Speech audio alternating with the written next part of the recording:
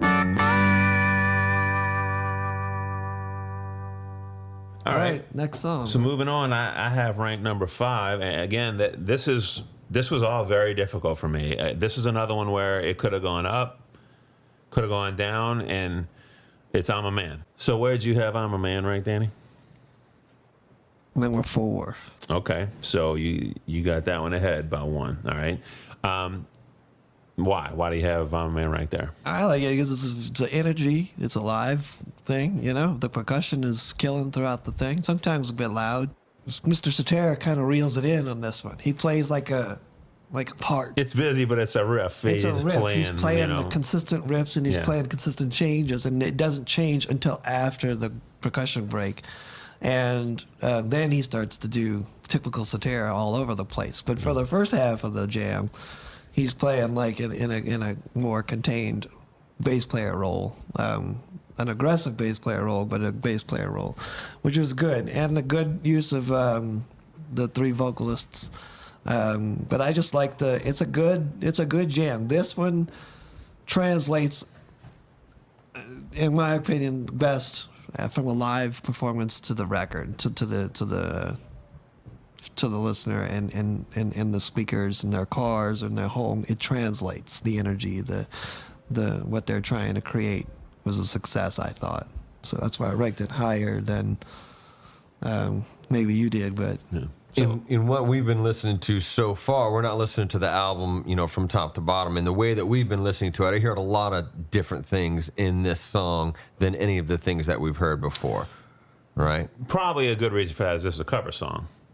This is a Spencer Davis Group song, which is. Are you very familiar with that original? I've only heard no. It's great. A live version. It's great.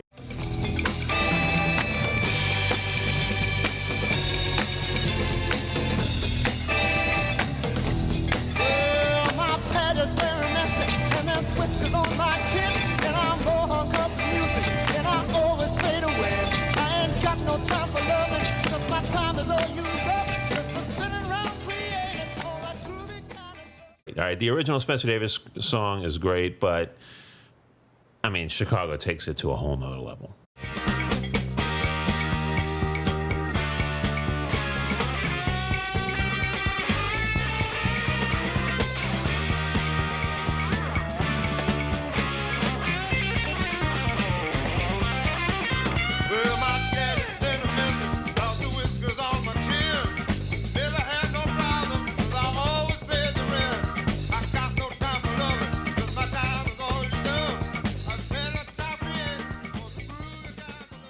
I think anybody would have to agree after hearing it. And Chicago's version is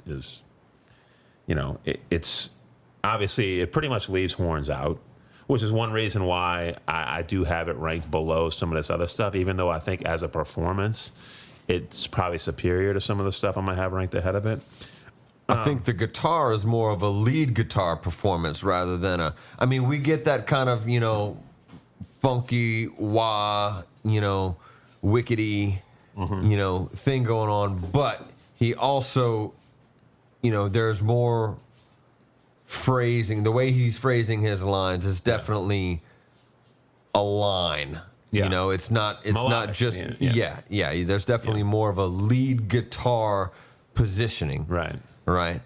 Like you say, the kind of the stepping back of the horns, and they're really just kind of mimicking those keys, right? In that kind of chromatic and only down line there, right? And only towards the end, right. We got a lot of percussion stuff going on. Right. It's pretty much the first time we hear a full-fledged drum solo, right? So it's the first time that we hear all 3 of them taking a lead vocal position in the tune. There's a lot of different things about that tune. And I think, Danny, tell me if you can think of another one. But as far as I can remember off the top of my head, there's only one other song where all 3 of the original vocalists sing. They do it a lot now. Or not now, but in the past 20 years of their career, they do that a lot. They trade off vocals more. Back in the old days, they didn't trade off vocals as often. I mean, you'd have like Someday had Cetera and Lamb, you know. This is one of 2 tracks that I think in the entire original history of the original lineup where all 3 sing lead. The other one being what? Do you know? I can't recall. What's This World Coming To? But that's Chicago 6. That's many albums later. So you would think that they would have done that more often because it was kind of Sly and the Family Stone did that all the time. The Temptations got into, in this time period, they started, once the Temptations got into the Dennis Edwards era after David Ruffin was out, they started trading off multiple vocalists a lot more. So Chicago is basically, I think, playing around with that. I think they're sort of inspired by like a Sly and the Family Stone kind of. There's definitely there. that kind of energy. You know? It's energetic, right? For sure. I definitely hear that Sly and the Family Stone. I hear some Hendrix tones, which are very different from that kind of pig nose tone that you were talking about, right. which just came before. There's there. a big, you know, half stack thing going on here. Yeah, You know? I kind of like how they kind of bookended the vocals. It was what it was. It was Kath, Cetera, Lamb, Cetera, Kath. Cetera, Lamb, and then Kath did the improvs at the end. So Kath didn't do a second verse. He did one verse at the very beginning. His verse didn't reappear after the solo section. Okay. But okay. he's the one who does the majority of the improvs and like the fade out. Okay. You know, not that it fades out, but in the. I thought the ending was kind of abrupt. It was like, it was another. I can see what you're talking about. Like, oh, here's another one of those Chicago endings where they're just like, okay, we're gonna stop. Okay, let's just do something else right now. Right. Let's just take it out from there. But it was kind of jarring. They write endings. You know, like they don't just repeat the verse and the chorus and then fade out. They will get into that later, but especially in this earlier part of their career, they say we have to compose an ending to this song. Like they treat it as like a coda, if you want to get into musical terms. Like it's a separate thing that they write, you know. And it might only be, a series of notes, like dissonant notes like the end of 25 or 64 we're going to get into in the next album. But they definitely do write endings that are very much separate from the rest of the song. Like we heard that on a bunch of songs we've already talked about, where they kind of just create this little ending, and this is another example of that with, Kath just going off. I mean, to me, this is Kath. Of all the songs we've talked about, all these Kath feature songs here that we've talked about, I'm a Man, I mean, for my money, is the best one. Like I'll take that over Point 58, over South California Purples in terms of a showcase for Kath's lead guitar playing. This is hands down my favorite on the album. But he's also one last thing I'll say about Kath's guitar is that very interesting thing, and this just bears mentioning. Not that we have to really discuss it, but that very interesting wah. That he's playing during the drum solo. That is just percussion. It's another percussion instrument. It definitely takes the role of one of those other percussion But I just think that's very cool and very interesting. But anyway, what were you going to say, Danny? I like when it breaks down and he's sort of playing, these, I guess he's using his, the wah pedal to generate this sort of, this swell on top wash. of this wash on top, and he's getting some of those harmonics in there. Yeah. That's a really good sound. I love the tone that he got during that section, especially. Right. But the only negative I really have to this song is just the solo sort of was too long, or it was too improvisational, maybe. Yeah. So, you talking about the drum solo? Yeah. So yeah, I think you've mentioned before that the drum solo isn't much of a drum solo. I don't personally think it's a great solo, and I think after he starts getting into it, when the rhythm picks, he starts to connect the dots, because in the beginning it's all kind of sparse and he's playing more syncopated themes, but then he gets into it and he just continuously plays. I think that he could have just kind of ended that a little faster, but that's my personal preference. You know as what a drummer, I equate it with, critique it a little hard. What I equate that drum solo with is something like in the vein of like Led Zeppelin's Breakdown and A Whole Lot of Love. You know what I'm talking about? It's mostly just percussion, but it's not necessarily a drum feature. It is very much a wash kind of thing. Like Led Zeppelin uses different types of guitar noise to fill in that space, but Terry Kath is doing what he's doing. Chicago's got the percussion going along, and to me, it's not meant to be a feature for Danny Seraphine. You're going to get that, in other places in Chicago's discography. But I don't know. To me, it's not meant to be like, okay, here's our drummer Danny Serafin, right? You're going to hear him at his best here. I think he's just kind of. It's just supposed to be it's supposed to be entrancing, you know. You're supposed to be, you know, it's supposed to be hypnotic. I think I would agree with that if he would have sort of played more of a pattern, you know. Like things could have been phrased a little better. It felt a little spastic, right. You know. I because it does that with Terry doing his wah thing and that whole percussion part there.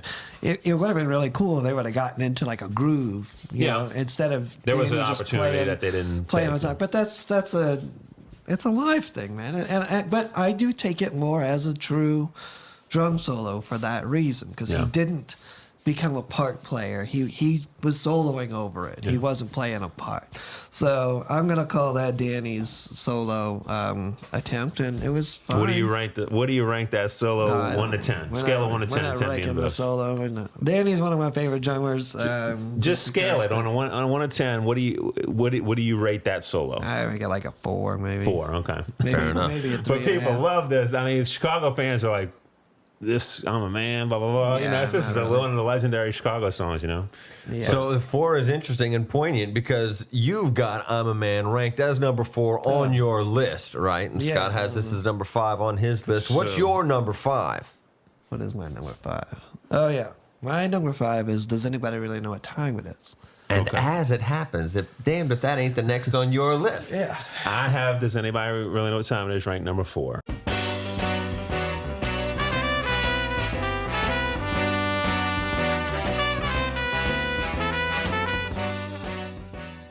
Now, here again for me, this is one where this number 4 ranking is flexible for me.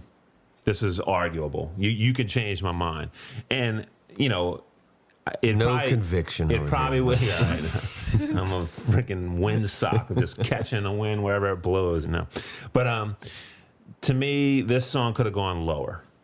And don't get me wrong, I love this song. Robert Lamb wrote a timeless classic, all right? But definitely has staying power, you know. But it's, I talked about "Listen" being maybe the simplest song on the album with one possible exception. This is that one possible exception. This is just a pure, simple pop song, and that's what it is. It's definitely a pop song. But I mean, to me, a lot of people in Chicago's early career, when Chicago does put a pop song on an album, or when they do like a lot more pop kind of sounds on like 5 and 6.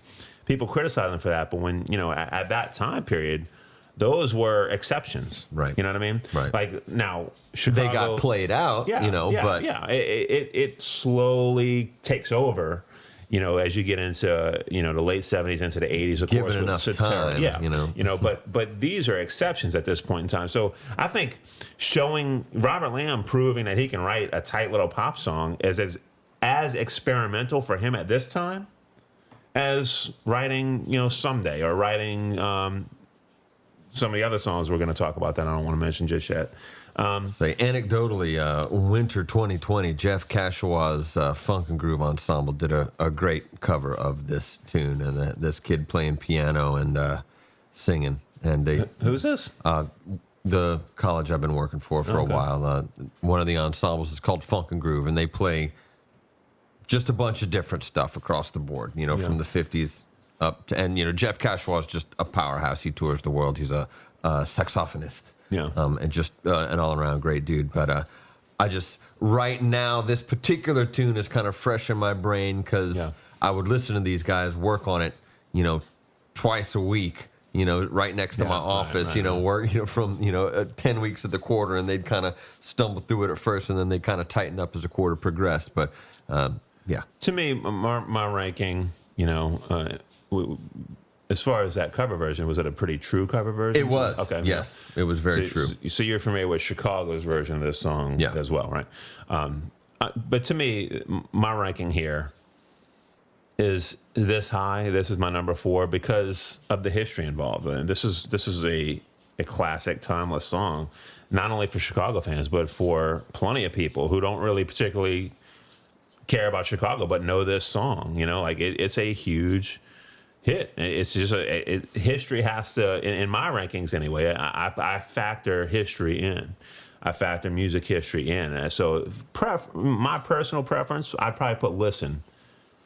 You know, this is where I would swap Listen, but Listen doesn't have the historical weight of this song and some of the other ones I'm gonna have above. You know, but this is where, you know, it was very difficult for me to rank Listen, I'm a Man, and thematically, those are two very different songs too. Yeah, very much so. You know, but you know, on their own terms, as tracks on this album, I settled on Does Anybody Really Know What Time It Is at number 4.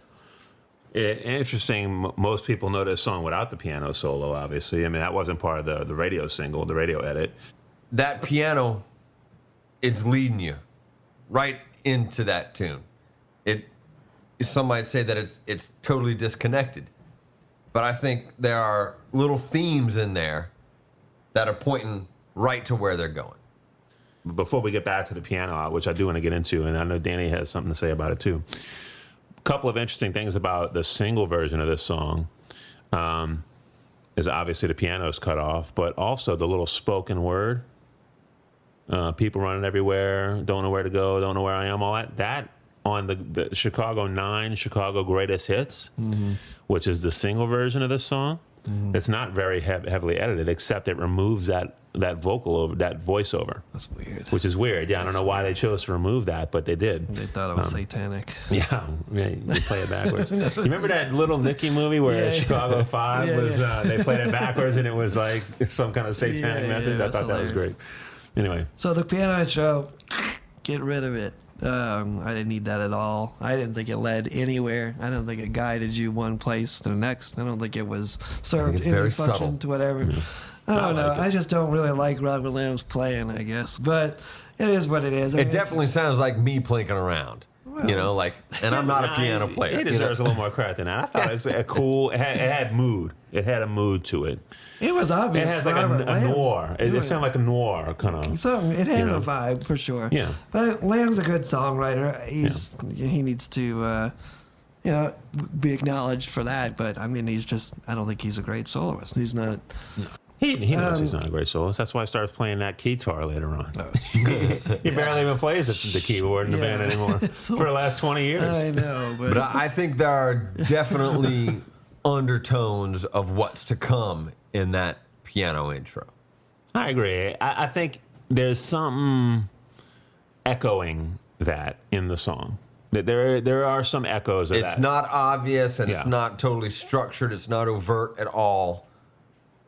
So I have some, okay, I agree with that. I mean, I hear you. I don't agree with you, but I hear what you're saying. And I do recognize that there's some familiarity throughout the song that reflects back to the intro. I'm not exactly sure how, but it does. Yeah. All right, maybe it's just some of Lamb's vibe that's, whatever. But the intro to this song is strange. The hits are great. Coming, from the piano intro to that stuff. But then it goes to this stupid 5/4 section. You know what? Nothing to do with nothing. It reminds me of Mr. Rogers when the trolley comes. Maybe that's what he was trying for. And I hate that they change it and they do the slow thing live. You know how they take that part and they kind of do a slow swing with it live? No. Even on the old live performances. I don't remember that. Yeah, well, that's because it's not appropriate. They should have kept the little Mr. Rogers what I would have thing. done, like if I was editing this for me, I would remove that 5/4 section out. Oh man! And so where does the song begin for you? So no, the hits. But without. I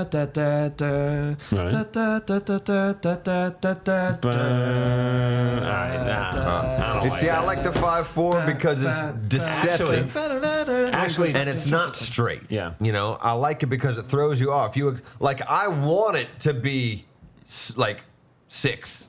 It never goes. It never. That never gets visited again, right? No, true. So, it doesn't have to, though. I know, but what if it did? That would ruin the whole song. Well, I know, but we've talked about their outros being a composed section. Yeah. Like this is sort of an idea of that, but it wasn't the outro. They should have wrote an outro differently if they wanted an to. Intro. This is a different. I don't know. I don't like rhythmically. I always keep trying to add an extra beat in there before it comes back to the one, but I like it because it keeps me in check. It's a matter of taste. In my opinion, it doesn't serve any real function. They could have immediately gone right into the build up into the trumpet solo and then right into the verse. Couple last things about this track, and there's not a whole lot to say about it. It's just a nice little pop song, timeless. But those background vocals, and does anybody really know what time it is? To me, sound like a Tom Dowd type production. There's almost like there's something like almost. Do you know what I mean, Danny? Like it almost has like a distortion to it that is similar to like a Tom Dowd earlier 60s recording, Yeah. And that automatically lends it some sort of charm and timelessness that really the song really benefited from, I think. I agree. I think the backgrounds are the best part of Yeah. the song, I thought. And I thought the addition of that spoken vocal on top of the verse was cool. great. And Yeah. then I guess I never really listened to Chicago 9 because why would you? Yeah. And I didn't know that they took it out. Yeah. That's silly. So the radio version, as far as I know, based on that release, Chicago's Greatest Hits, didn't have the vocal over the voiceover. All right. It is a charming little song. Yeah. Charming. Very much so. Okay. That's so number what for you? I had that 4? number 4. Where was that for you? 5. 5. Okay. Now, moving on. My number 3 is Beginnings. And That's my number 1. yeah. Okay. So, well, go ahead. Since it's ranked number 1 on your list, what makes that the best Chicago song on this album? Oh, it was just a solid intro with a good guitar, first acoustic guitar. I don't think there's any other acoustic guitar on the record, right? No. So it's a change. It's a good song. I mean, it's a song. It has an identity, whereas Introduction was just let's create every identity and put it all in one song. Yeah, I wrote not a random exhibition of musical mayhem throughout genre and tempo fluctuations. That was what I thought Introduction was. Although it's great in what it is, it's just it's just random. Let's do this. Let's do this. Let's throw it all into one thing. So this song does not exhibit that kind of identity crisis that This you is had kind of touched on before. Not at all. It knows what it is. The horns take a very defined role. I think that those are my favorite vocals on the record. On Beginnings. Yes. Yeah. Now, you talking about lead vocals or background vocals or just the whole vocal? both. Yeah. Vocally, I think this is my favorite performance on the record. Yeah. Quickly try to decide which one I should try to put into words. Oh no, try to put into words.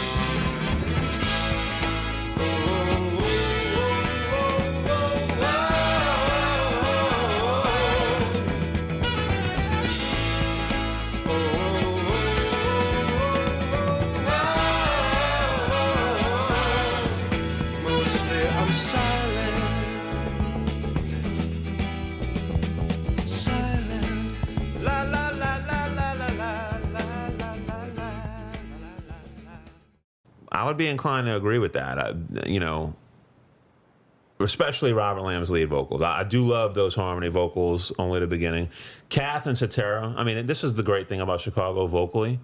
And this even extends into like the Bill Champlin, Peter Cetera vocal blend. Like they always did up until Cetera leaves the band have these nice little, either Kath and Cetera or Lamb and Cetera kind of things. And then, of course, when all three of them blend, their voices just blend together so well, and Crosby, Stills, and Nash we mentioned in the earlier part of the show, and I think I said, I think Chicago is not, Crosby, Stills, and Nash, obviously they're known for their vocals, but I mean, Chicago, they have an incredible vocal blend too. I mean, and they don't use, it's not as featured. It's background vocals for them. Their blend is more of a background thing, but I think they're totally capable. And there are moments in Chicago's discography where those three voices, either a pair of them or all three of them simultaneously blend together, like in just in a beautiful way. It's interesting because as you guys talk about pairing off voices, this is an interesting where you hear the trumpet and sax take a line, and then the bone joins in at a later time Horn to fill in. arrangements. The arrangements. Very interesting horn arrangement.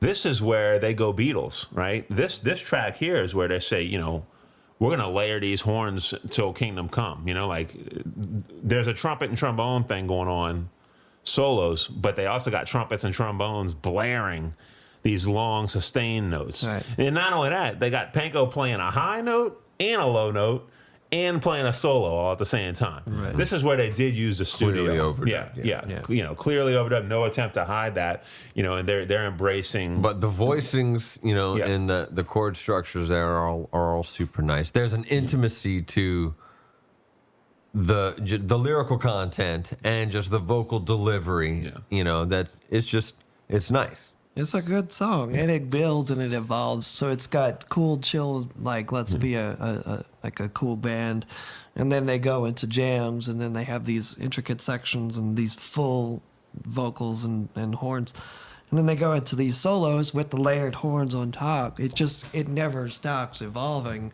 And then as the song fades out, percussion fades in at the end and sort of does a very long percussive thing. But I don't know, I just think it's a really good song. I never get tired of listening to it.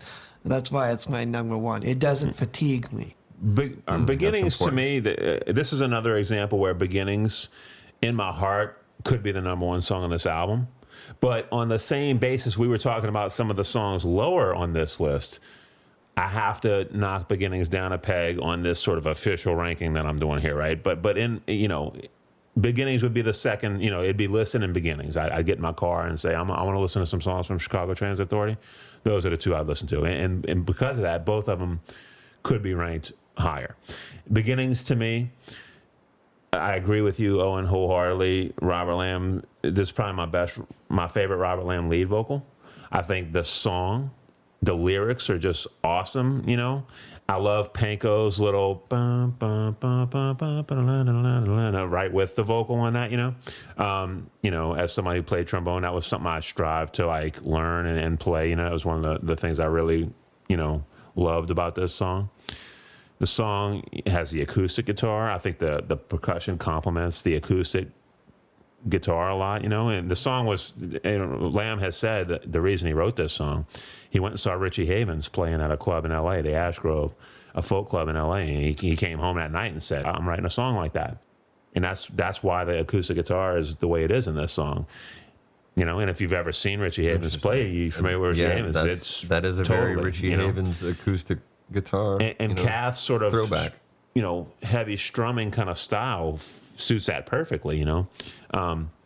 So I don't know. I love this song, you know, but I ranked it number 3 because, like we were talking about Poem 58, like we were talking about Liberation, there's a 3.5 minute song here and 4 minutes beyond that of improvisation and less than improvisation. For a minute and a half of that at the end is pure, let's play handshakers for a minute and a half and yell and scream, which I love. Indulgent. Don't get me wrong, I love it, but I have to rank it below what I have above it, what I'll reveal in a second, the songs I have above it, just because of that. You know, just if I gotta put this down on paper, like I said, South California Purples has got to be number 10 on this album because nothing else is number 10 on this album. Like on an album of great songs, something has to fit in that slot. That's how I feel about Beginnings. It's in my heart. That first 3.5 minutes of this song, maybe my favorite thing Chicago ever did, ever.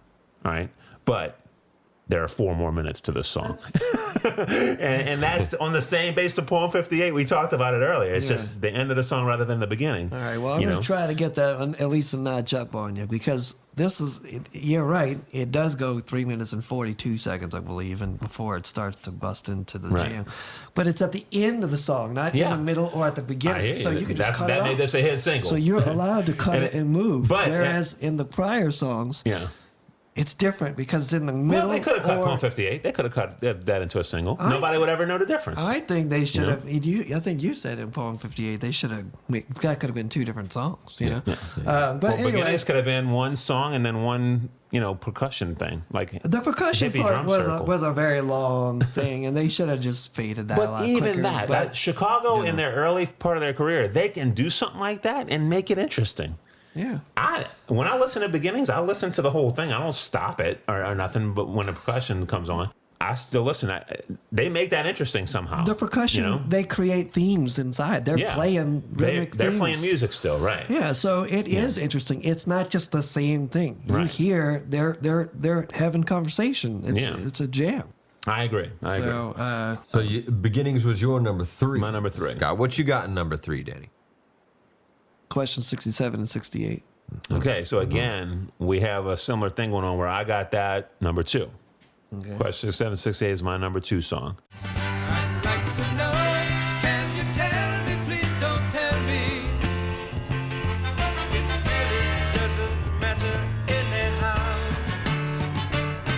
It's just that the thought of us so happy appears in my mind as a beautifully mysterious thing. So to me, question 6768 is number 2 because it's probably the best representation of Chicago at that time. You know, like, and I think Beginnings is a better song just in terms of my personal taste. But question 6768 to me is a showcase for what this band can do. Now, you said about Introduction, that Introduction is a showcase for what the band can do, but Introduction is somewhat choppy. Question 6768 is not seeking to brag, but it's still in the context, in the framework of just a composition that makes sense, that's coherent. It's the best representation of what Chicago's capable of, I think. And that's why I have it ranked so high. That's interesting.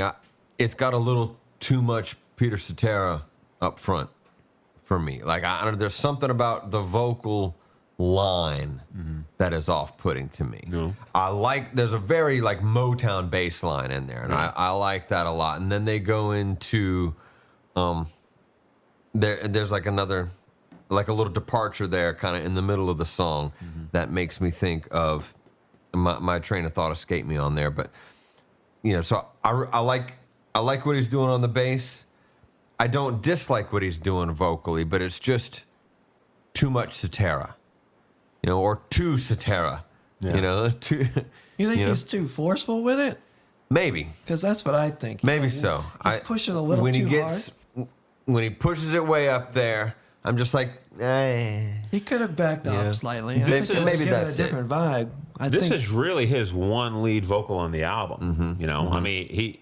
So I think he's trying to make it worth something. You know what I mean? I think he's pushing. You know, I like mean, the horns. He shares vocals on two other songs. I'm a Man, but this is his one feature vocal, and I think he's going for it. You I know? like how the drums are kind of just driving and maybe subdued. You know, it kind of in keeping with that kind of Motown vibe that I think lends itself to that. Structurally, I like the tune, and I like the movement of the tune, and I like the progression of the tune. You know, I like that they have two different tempos, and they segue between those tempos. I like that very change, well. yeah, And how they come back to it too, right? they kind of and the horn- retard, and then boom, Right, and they come back. slam you right back into That's it. And really that's pretty good. cool. Yeah, Yeah, it's sort of like a reset, right? And it comes back. I think the drums are clipping this one as well. There's a little bit of ducking in the drums. It's a little phasey in this one too. So it gives a pumping vibe, which I actually liked. I never really noticed it. Considering how the bass goes in the song, it Yeah. kind of works. You know. Yeah, it does work, and but I noticed it a lot when I was doing the pre-listen for this show, and never noticed it before. I think in general, I don't like the sound of the toms in this drum kit. I don't like the sound of the toms either. I think every other element of his drums sound good, but this era, the Seraphine didn't have great toms. But in certain moments, those toms are awesome. Like the depth of the toms, like on Liberation and stuff, and really on Chicago 2 when we get into the ballet and all that. You know, it works for that.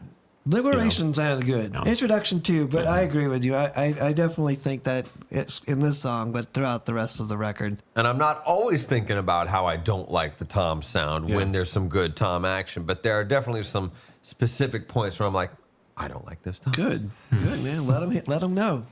he needs to know. Hey, bro. I mean, you know, Seraphine's my favorite drummer of all time, but you know, I'm a drummer too, so we're gonna be a little little critiquey on it, but I'm glad you commented on it. But I agree. Cetera is showing his influences here. James Jamerson, Paul McCartney. He's showing that more on this track than on any other track on this whole album. For all the jazz walky stuff that the kind of noodling and stuff, that ain't really on this, and that's much more in line with what Cetera is about. He wants structure. Cetera ends up rebelling against all this loose jam stuff. He wants to be a member of the Beatles. He wants to be a member of the Beach Boys. He says so. That's what his musical aspirations are, to be in that vein, and he's showing that on this song through his bass playing, I think. And for me, again, this is yet another song on this album that's about the band. This is a song about Chicago. It's sort of in the guise of a love song this time. It could be misinterpreted as a love song based on the lyrics. It's about the band. The question 67 and 68 is the band formed in 67, and those are the 2 years that they were struggling to make it, 67 and 68. And they had just moved to L.A. Lamb wrote this song right when they moved to L.A. about the last 2 years getting to this point. Because that's when it was apparent that they were going to. I'm glad that you brought that up, because I was going to ask you if you knew what the name of the song was really about. And that's a nice little insight into kind of what they were doing. I remember what the other, it was, there was a Motown theme, but then there was also like a Vegas theme in there. Definitely. I was thinking Tom Jones. That's exactly what I was thinking. And Tom Jones is of this moment, 67, 68, 69, into the 70s. That's Tom Jones' time, right? In terms of like the real showbiz pop out there, I agree that this really harkens to that to me. And I think, again, Chicago just has a sort of more sober take on that, I guess. I don't think this is clearly based on the lyrical content of it and the overall vibe. It's not meant to be a Vegas song. Yeah. But it really does remind me of a Tom Jones type thing in that middle section, Yeah. So I think they're just showing their versatility again, but in a much less boastful way on this song. I think this is, that's why I have it ranked number 2, because it's this representation of their potential within a structured framework. Unlike, you got anything else to say on? No. Because I got the perfect segue here. Go ahead. Question 6768 is a perfect example of what they can do within a framework, unlike Introduction, my number 1 song, which is the perfect example of Chicago where the framework is thrown out the window, and they're just literally showing everything that they can do in one song. That's my number 1 song, Introduction.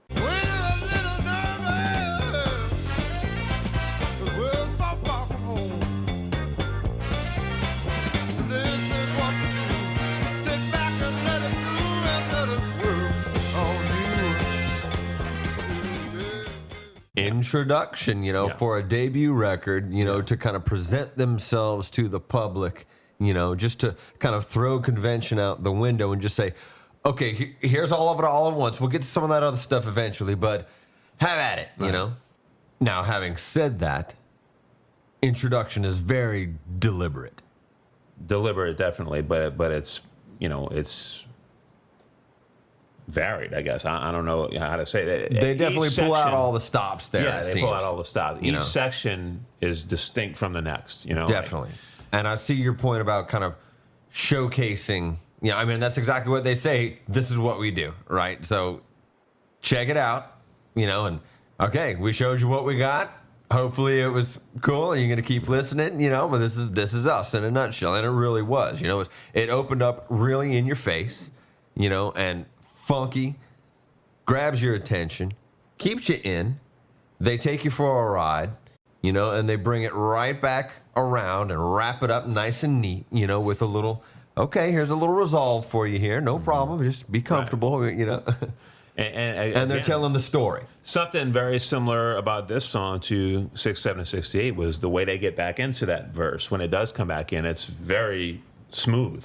It comes from somewhere else, just like that kind of that slow down thing back into the verse on Question 67 and 68. They do that again here, not necessarily with a slow down, but just coming from far away and they get right back there, somehow, and it just flows perfectly. Well, thanks to Danny Seraphine, that's for sure. Yeah. He definitely did a great job transitioning back from that syncopated hit section to the beginning of his solo through the Back to the bump bump. Yeah, this is an interesting song. Gets a great composition. It's separate from all the others. It's hard to believe that Terry wrote the whole song. I mean, it had to have been a joint effort. They just sort of gave him full credit. There's a lot going on in there. There's so many different. Nobody said he arranged it. The band arranged it. He wrote it. Kind of like the jazz head. We already talked about that. Being a composer, on a Miles Davis track. Yeah. Is writing the head, but that's not saying that you arranged everybody's solos and all the comping underneath it. There's so many different parts. They're so defined. It basically takes you through everything you can imagine. And I think they spent an appropriate amount of time on each of the transitions as well. Plus, you got to hear great trumpet, good trombone solo. The bass is soloing the entire time. It's amazing like how this guy is playing the whole time. He does not stop the whole time. Lamb didn't really get any props on that one. He did. Lamb is jamming on the guitar solo though, and that's again what I highly recommend. You go listen to the organ. There's an ISO on YouTube if it's still up. I have it. You can really hear what Lamb's doing on that organ during the guitar solo. It's awesome. I mean, he is jamming on that part.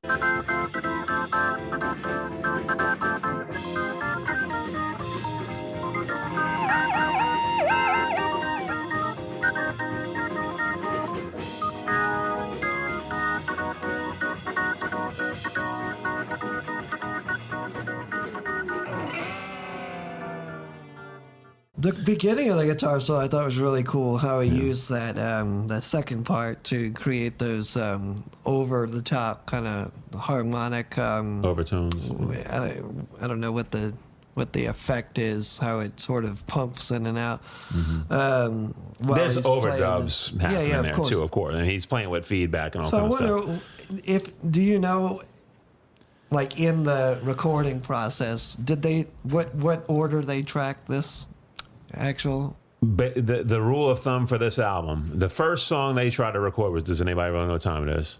And they got in there and tried to play it all live. First time anybody has ever been in a studio. They kept fucking it up over and over again, and they finally realized we got to go rhythm section first, then horns, then vocals, and that's how they tracked. But I mean, like as a rule of thumb, track by track. I don't know when they tracked introduction. No, 'Cause they did the whole album in 4 days. I mean, tracking was 4 days, and then another 3 days of mixing and stuff. That's pretty impressive. Yeah, and I mean it is just for someone's Which first is also go, why there's so much live stuff on here, probably too. So much jamming we were talking about earlier, because they knew they were on a limited time frame to get this done, which means a limited budget. Budget, all of that, and limited interest from the record company, all of that. Like they had to beg to be signed, basically. Like we said earlier, Gershia had to produce the Blood, Sweat, and Tears album. They even get him signed. So there's very little faith on the part of Columbia Records and Clive Davis until after, Chicago 2 comes out, really, But Introduction is kind of, in some ways, similar to Beginnings, because Lamb wrote Beginnings very much as this sort of Richie Havens thing, This is the only song Kath writes on this album other than Freeform Guitar. But Kath wrote this very much to be like a Sly and the Family Stone dance to the music. Something like Cool Jerk with that breakdown where they're saying, now listen to the drum, now listen to the bass, right. Or like Tighten Up or something like that. It's very much that type of song, dance to the music. All we need is a drummer for people who only need a beat. Right. I'm going to add a little guitar to make it easy to move. And Chicago had the good sense to not say, now here's some trombone, whatever. They had the good sense to leave all that out, but they did do that. They went through the cycle of here's our guys. Mm-hmm. Here's what here's what this band is, and you're going to hear what everybody have that little moment here. With the exception of Parasitor and Lamb. Yeah, because Parasitor knows he's not a soloist. And, however, we're going to hear on what he is good at soloing is unfortunate there's so little of it is the flute. And we're going to get that more in the next two albums. And Lamb, again, like I said, Lamb knows he's not a great soloist. Lamb also knows he's going to open up track 2 with a solo piano, right? And he does go off on that guitar solo. Lamb is jamming on that guitar solo on that organ, and it is a featured moment, right? And that's when it becomes a cacophony.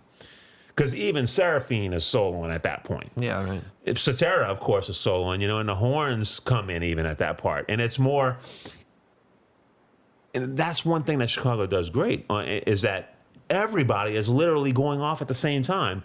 The only thing is the horns are doing an arrangement. And that's another thing that they're showing off. Like, they've had their 2 solos.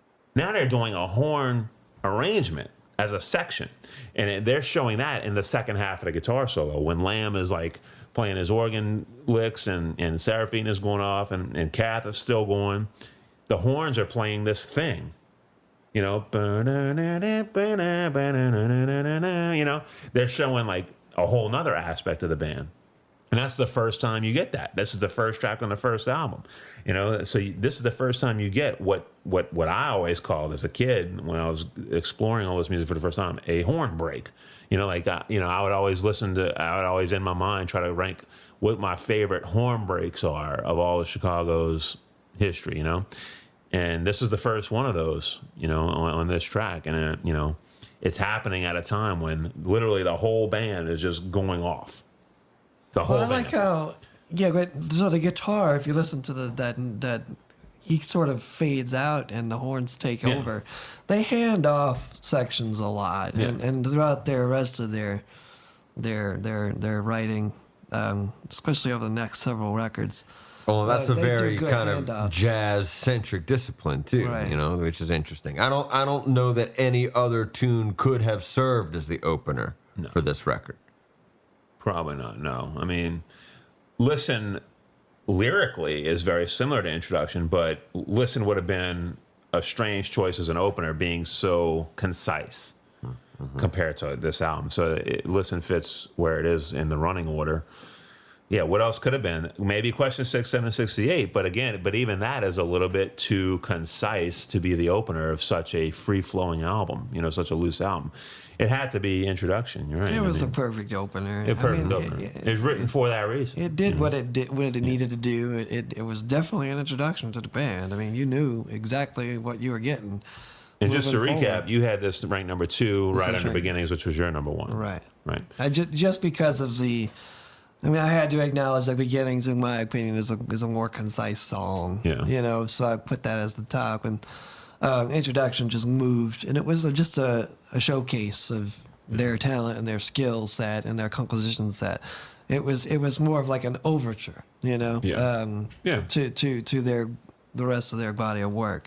So I can't really put that as the absolute top just for that reason. But song construction, it's well done. The segues are great. The transitions are great. I mean, the performances are great. All the solos are wonderful. I think it's really interesting that on the whole, you two that have been listening to this record forever and ever since y'all were little, there's not a great departure in where each of you put the tunes. Right. Like that whole bottom lump of 4 or 5 tunes is more or less the same, and as we the middle section is more or less the same. There's a little bit of a spread kind of in the high mids, as it were, but by and large, you guys are really kind of in tune with your opinion of the record as a whole. I think that's interesting to me. That is interesting. I didn't necessarily expect that, but I will say, and I'm sure Danny will agree, as Chicago's music gets more varied, Danny and I's opinions are going to get more varied. Chicago's next few albums are going to be, and actually it ain't even the next few. It's when we get to like Chicago 5, 6, 7, I think our ranking is going to be very different, because Chicago's music is the spectrum that they engage in musically just goes so wide, and I think that's when you're going to have this is a tight album. I mean, I know it's loose in the sense that they're jamming a lot, but this album has a sound. Yeah. You know, it has a style to it, you know, and that is not really, this is the last time it's going to be that way. Yeah, it's until very you get early in their kind of until growth. you get a good bit later in their career. Yeah, because they're going to start really playing around with the possibilities immediately on Chicago too, you know, and it gets more and more from there. Nice. So I agree with that. so that's our rankings. A couple of other like closing notes I have on the album is some notes I think are worth mentioning. You know, this is a point where again Lamb is sort of totally dominating in songwriting and vocal and singing, vocaling. Terry Kath wrote the one song he sang. Cetera didn't write a song. This is only one of 2 Chicago albums where Cetera doesn't even have a writing credit, the other one being Chicago 5. It's interesting because Lamb basically sang the songs he wrote. I mean, he wrote Question 6, 7, 68. Cetera ended up singing that. Lamb is going to embrace more and more as the albums progress the idea of writing for the other singers in the band, and that's why he's going to stop dominating vocally. He's gonna embrace the idea. He says this in some interviews. He's like, I looked at it like I have like this. I'm like a painter with a palette, you know, and I can write a song that I'm not necessarily the best singer of, you know. So he embraces the idea of writing for other singers. That's a whereas cool Kath idea. writes the songs that he sings. Yeah. Cetera, you know, he writes a song. He's going to be the guy who sings it. Panko writes a lot too. He's not a singer, so obviously somebody else sings his songs. But it's kind of a good thing for Chicago that Lamb, out of all the writers, you know, he could very well sing every song he writes, but he chooses not to. He chooses to sort of cast his singers in his songs, you know, which I think is a great idea for the band. And last thing here, other songs that were already written and being played live at this time that didn't make this album, that weren't recorded. Wake Up Sunshine from Chicago 2, Better End Soon from Chicago 2, Loneliness is Just a Word from Chicago 3, Mississippi Delta City Blues, which ain't going to be released until Chicago 11, you know. So all those songs are being played in the live set already, and they're not recorded for this album for whatever reason.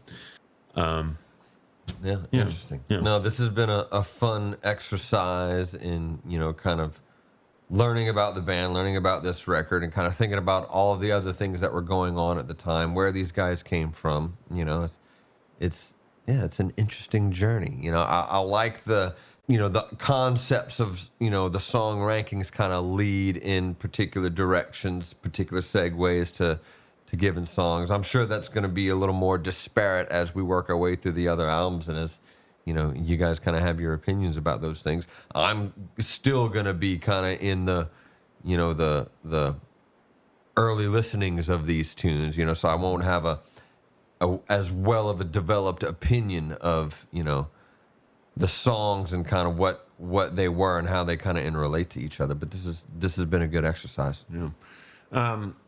We do have to mention one last thing before we go, and that is the travesty of the 50th anniversary release of this album. Travesty. Like, what went wrong here? It's a horrible thing to talk about. It hurts to talk about this. Now that 2002 remix is, you know, there was Well, that was a remaster. Yeah. okay, remaster. Yeah. Okay, it wasn't a remix. And that's- so they didn't add anything No. differently. And whoa, like hold the on. delay and the, you know, No. the time based. For my money, effects. the 2002 remaster, the original CD release of that is the definitive version of this album. This album was released, obviously, in its initial form in 69. 74, they do a quad mix. The 02 Rhino remaster. Rhino, you familiar with Rhino? You know, they take a lot of classic stuff and remaster it and re-release it. Okay, yeah. This is Chicago was one of the things that they acquired at some point, and they did a great remaster of it. And then in 2019, they do the 50th anniversary remix, not a remaster, a remix, a full remix with a guy named Tim Jessup, I believe his name is. And apparently this is one of the trumpet player Lee Lochnane's friends, and he's been involved with the band of late in some way. I don't exactly know because I don't really keep up with their newer stuff. But they release this 50th anniversary remix, and it sounds Horrible. horrendous. And Everything about it. is Danny bad. has the digital download of it. Chicago finally had to address the complaints. They've been selling this thing, right? Chicago finally had to address this. And what Chicago did was release a statement saying there was a pressing error on the CD version of the 50th anniversary remix. Therefore, we're going to send out a new CD version with that error corrected. Yeah. Danny doesn't have the CD That version. is Danny wrong. has the digital download, and you heard what it sounds like.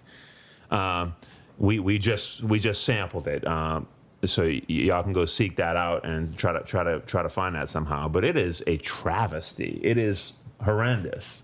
Pretty bad. If I'm in the band and I hear that, I say, "Put the brakes on. We can't put this out." How did it not happen? How did that not happen? How did they not stop this thing from being released? And now they got to do this whole public relations campaign to try to explain it away as a pressing error for the CD version only, but we ain't even heard the CD version. Yeah, this is bad. God, I don't want to hear the CD version if this is the good one. Yeah. And the CD is the bad one. You know, I don't know what that would sound like, because this digital version that Danny got is unlistenable. Unlistenable. It is You know? one of the worst. So I mean, the remixes. worst. The worst. You know, a lot of people are remixing these days, and it's, you know, there's definitely different. It's hit or miss, but there have been good ones. there's never been any remix like this. That I've Nothing ever like heard. this. No. This is like really, really bad. Yeah, remix. it's pretty bad. It's a harsh. shame. It's a shame because clearly we all, you know, are fond of this album, you know, and it's a shame that that's how the 50th anniversary celebration of this album turned out. I mean, I was looking forward to hearing a remix of this album. I like the fact that albums like this are being remixed. I don't always love the finished product, but I like the idea that people are doing this. Nobody's saying I can't go back and listen to the album that I love, the version that I love, but I do like hearing the alternative version. And in some cases, I adopt these new remixes as my definitive version. Now- Sgt. Pepper, for example. The remix of Sgt. Pepper that came out, to me, that's the definitive version of the album. We can get into that at some point in the future, maybe, but But sonically, you think the 2002 remaster Is the definitive version of this album. Okay. yeah. Interesting. Well, go check it out. you go.